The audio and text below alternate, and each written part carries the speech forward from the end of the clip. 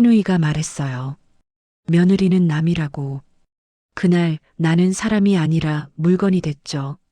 서류 한 장에 내 이름만 없었습니다. 35년이 지워지더군요. 가족회의였어요. 시아버지가 돌아가시고 일주일 뒤 거실에 모였죠. 남편 도연이, 시누이 미란이, 그리고 병상에 누운 시어머니까지. 변호사가 펼친 서류 위로 형광등 불빛이 쨍하니 쏟아졌어요. 유산분할 협의서입니다. 여기 보시면 변호사 목소리가 멀어졌어요. 내 귀엔 심장 소리만 쿵쿵 들렸거든요.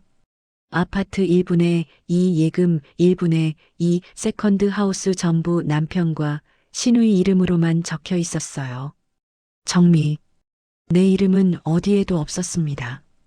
잠깐만요. 입을 열려는데 시누이 미란이가 먼저 말했어요. 며느리는 남이죠. 당연한 거 아닌가요? 그 한마디에 거실 공기가 얼어붙었습니다.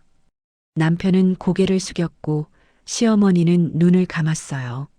나는 그냥 숨이 막혔습니다. 35년 동안 딸처럼 살았는데 결국 나는 남이었던 거예요. 그런데 말이죠. 나에겐 열쇠 하나가 있었습니다. 세컨드 하우스의 열쇠. 시아버지가 생전에 내 손에만 쥐어주셨던 그 낡은 열쇠요. 그날 나는 결심했어요. 소리치지 않기로, 울지 않기로, 싸우지 않기로, 대신 설계하기로. 첫 번째 기억을 회상해 봅니다. 결혼한 지 한 달 됐을 때였어요. 알람도 없이 눈이 떠졌습니다.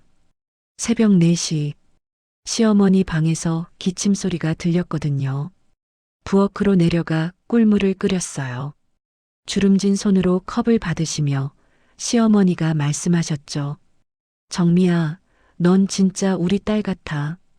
그 말 한마디가 좋아서 다음 날도 그 다음 날도 4시에 일어났어요. 명절엔 18가지 음식을 혼자 준비했습니다. 무릎이 욱신거려도 앉아서 깎고 다듬고 볶고 지졌어요. 시아버지 병원 입원하실 땐 3달 동안 매일 갔습니다. 회사 조퇴하고 달려가서 등 닦아드리고 발 주물러드리고 죽 떠먹여드렸죠. 우리 며느리가 최고야. 딸보다 낫다니까. 시아버지가 병실에서 손을 꼭 잡으며 그러셨어요. 나는 그 말이 월급이었습니다. 내 인생의 보너스였어요. 딸처럼 살면 나도 이 집 사람이 되는 줄 알았거든요. 명절마다 시누이 미란이는 빈손으로 왔습니다. 언니, 나 바빠서 대신 해줘. 한 번도 거절한 적 없었어요. 그러면 미란이가 웃으며 말했죠.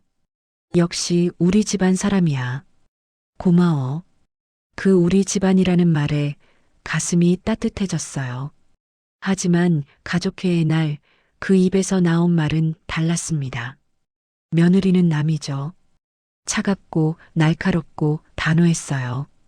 내가 35년 동안 쌓아올린 모든 시간이 그 한마디에 무너졌습니다. 그날 밤 남편 도연이에게 물었어요.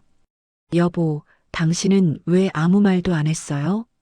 도연이는 넥타이를 풀며 한숨을 쉬었습니다. 일단 조용히 하자. 괜히 싸우면 더 복잡해져. 복잡하긴 뭐가 복잡해요? 내가 35년 동안. 그만해. 원래 며느리는 상속 못 받아. 법이 그래. 목소리가 날카로웠어요. 처음 듣는 톤이었죠. 나는 입을 다물었습니다. 아, 이 사람도 결국엔 나를 남으로 보는구나. 그 생각이 목구멍까지 치밀어 올랐지만 꾹 눌렀어요. 울면 내가 진짜 남이 되는 것 같았거든요. 그날 밤 잠이 안 왔습니다. 천장을 보며 35년을 되감았어요. 새벽 4시에 꿀물, 명절에 18가지 반찬, 병실의 등, 주물러드림, 시누이 대신 치운 설거지. 내가 뭘 잘못했지? 나는 정말 최선을 다했는데, 딸처럼 살았는데 왜 남이 된 거야? 자책과 배신감이 교차했습니다. 그때 서랍 깊숙한 곳에서 무언가 손에 잡혔어요. 열쇠였습니다. 세컨드 하우스 열쇠. 시아버지가 돌아가시기 한 달 전 내 손에만 쥐어주셨던 그 열쇠요. 정미야, 이 열쇠 잘 보관해라. 언젠가 내가 필요할 때 내가 열어. 무슨 뜻인지 몰랐어요. 그냥 받아두기만 했죠. 그런데 그 순간 이상하게 숨이 돌아오더라고요. 열쇠를 꽉 쥐니까 심장이 다시 뛰었어요. 그래, 울지 말자. 소리치지 말자. 대신 생각하자. 다음 날 나는 변호사 사무실을 찾았습니다. 상속에서 배제당했는데 방법이 있을까요? 변호사 윤은 차가운 얼굴로 서류를 넘겼어요. 법적으로 며느리는 직접 상속인이 아닙니다. 하지만 그가 안경을 고쳤으며 말했죠. 세컨드 하우스 등기부등본 떼어봤습니다. 소유주가 시아버지 단독 명의네요. 유산 목록엔 들어가 있지만 특이한 점이 있어요. 뭔데요? 관리비 체납, 수리비 미납, 그리고 이상한 조건부 계약이 붙어 있습니다. 이건 단순한 집이 아니에요. 심장이 쿵 내려앉았어요. 그럼 이 집을 받으면 손해라는 거예요? 정확합니다. 겉으로 보기엔 자산이지만 실제론 부채와 의무가 한 묶음이죠.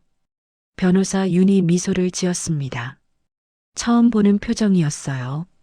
그런데 말이죠, 정미 씨. 만약 가족들이 탐욕으로 이 집을 덥석받는다면 재미있는 일이 벌어질 겁니다. 그 순간 나는 알았어요. 아, 이게 시아버지의 의도였구나.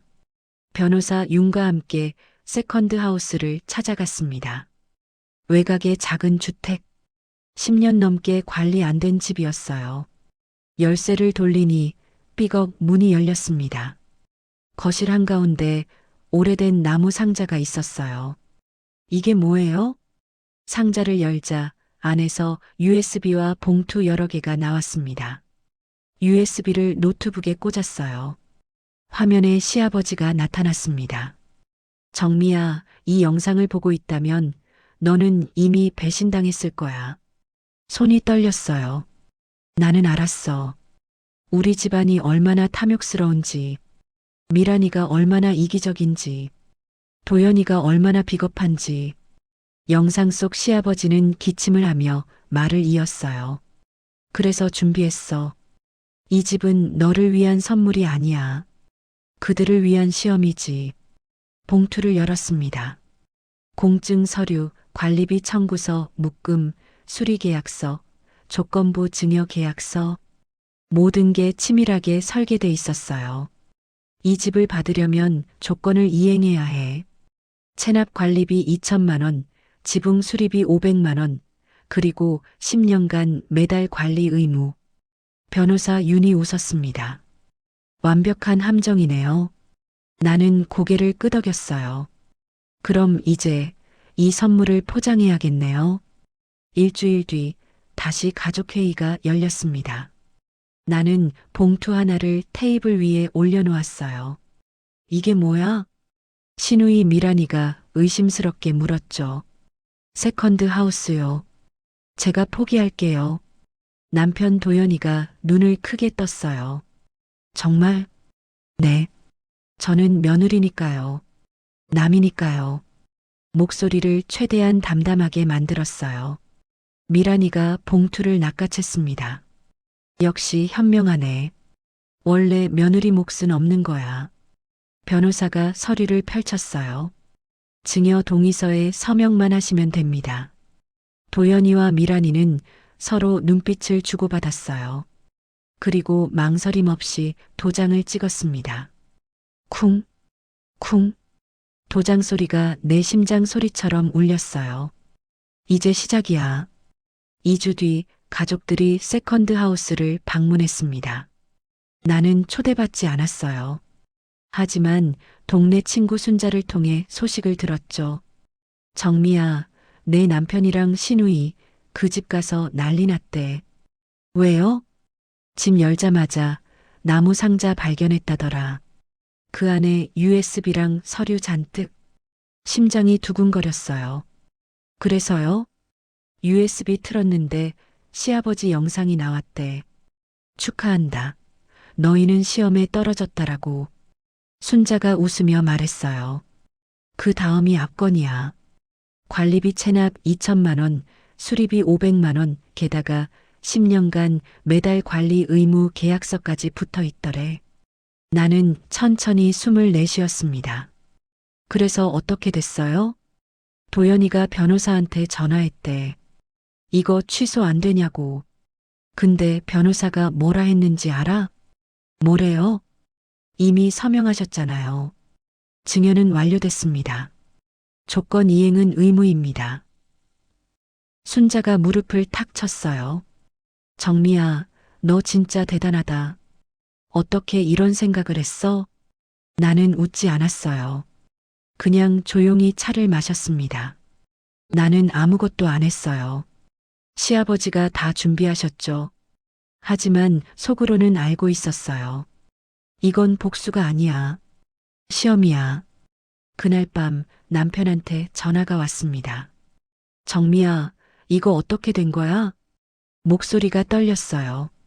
무슨 말씀이세요? 세컨드 하우스? 이 집 완전 빚덩어리잖아. 관리비만 2천만 원이야. 그럼 포기하시면 되잖아요. 포기? 이미 서명했어. 계약서에 조건 이행 안 하면 법적 책임진다고 적혀 있다고. 나는 차분하게 대답했어요. 그럼 이행하세요. 당신들이 선택한 거잖아요. 정미야, 너 알고 있었지? 그치? 이 집이 함정인 거.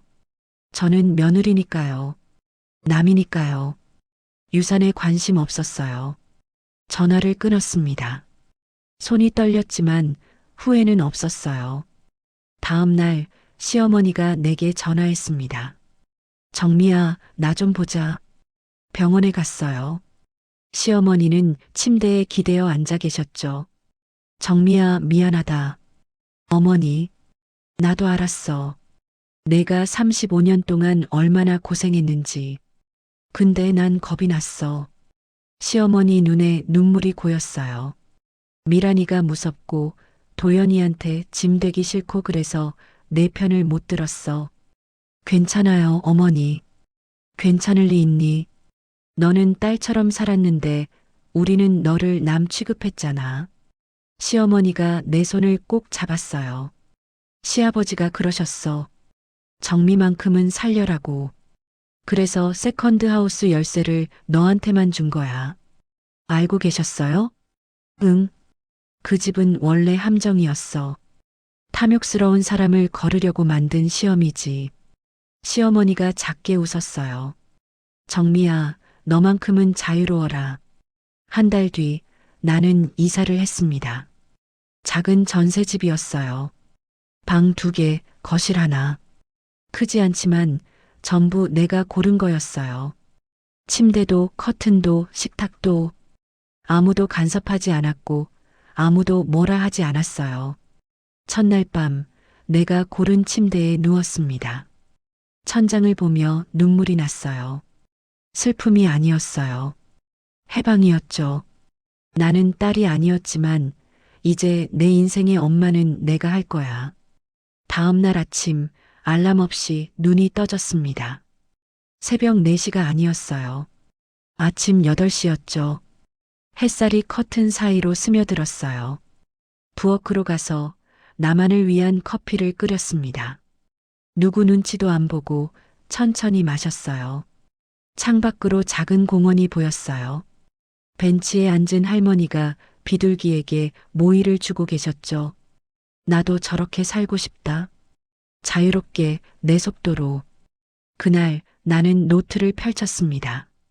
내가 하고 싶은 것들. 목록을 적기 시작했어요. 요가 배우기, 친구들이랑 여행 가기, 봉사활동 시작하기, 그림 그리기. 35년 동안 한 번도 생각해 본 적 없는 것들이었어요. 전부 나를 위한 것들이었죠. 한 달 뒤 남편한테 전화가 왔습니다. 정미야, 세컨드 하우스 문제 해결했어. 관리비 다 냈고 수리도 시작했어. 그래요. 수고하셨어요. 그런데 우리 다시 만나서 얘기 좀 할까? 나는 잠시 침묵했어요. 도연 씨, 응? 나는 이제 괜찮아요. 당신도 잘 사세요. 정미야, 그게 무슨... 전화를 끊었습니다. 미련은 없었어요. 35년이 길다면 길고 짧다면 짧았죠. 하지만 이제는 내 시간이었어요. 어느 날 변호사 윤한테 전화가 왔습니다. 정미 씨 세컨드 하우스 건으로 마지막 서류 하나 전달할 게 있습니다. 무슨 서류요? 시아버지가 남긴 유언장입니다. 당신 앞으로요. 다음 날 봉투를 받았어요. 펼쳐보니 시아버지 육필 편지였습니다.